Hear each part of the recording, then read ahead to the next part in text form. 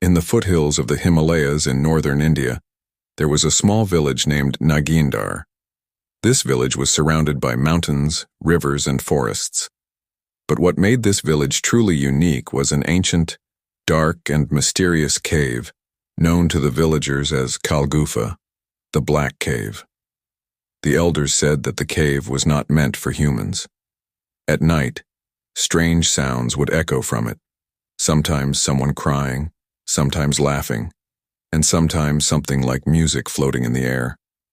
The villagers were terrified of even going near the cave.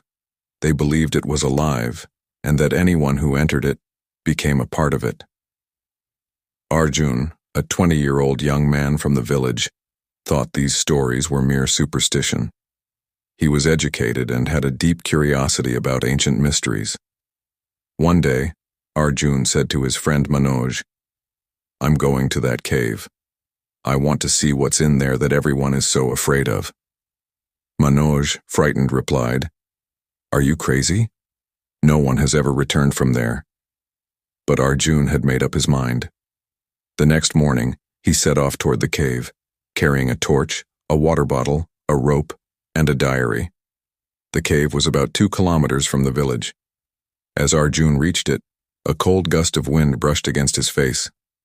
The cave's entrance was pitch black, as if it had been painted with smoke. Strange symbols were etched along the edges, in a script that seemed like a language but was unreadable.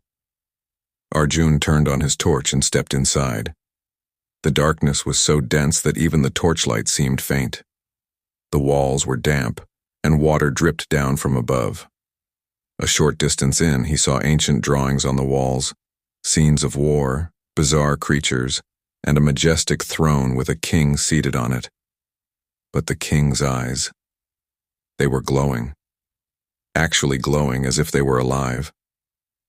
Arjun's heart began to race, but he steadied himself and moved forward. Suddenly, a strong gust of wind blew out his torch. "Who's there?" Arjun called out. No reply came, but a soft voice echoed in the air. "You have awakened the cave." Arjun shivered. He felt the cave walls trembling. Just then, a strange blue glow appeared ahead. It wasn't from a lamp, but from a blue stone resting on a rock. The stone seemed to pull him toward it. As he reached out to touch it, the ground suddenly shook and gave way beneath him. He fell into a tunnel below. When he regained consciousness, he was in a vast chamber, its walls inlaid with gold, and in the center stood the same throne from the drawings. But this time it wasn't empty. Seated on the throne was a strange humanoid being, with long hair, glowing eyes, and leathery wings. "How did you get here?" the creature asked. With a trembling voice, Arjun replied, I just wanted to know the secret of this cave." The being smiled. "I am the guardian of this cave.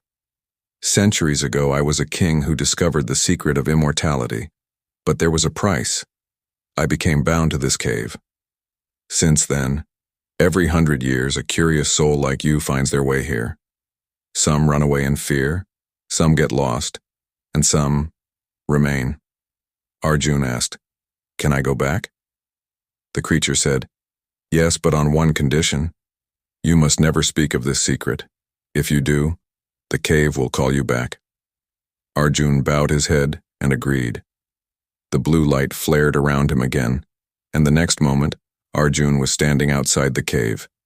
In his hand, he still held the blue stone, but it no longer glowed. Back in the village, Arjun told no one what had happened. He hid the stone among his books. But at night, when the winds whisper through the trees, Arjun still hears that voice from the cave. The cave never sleeps.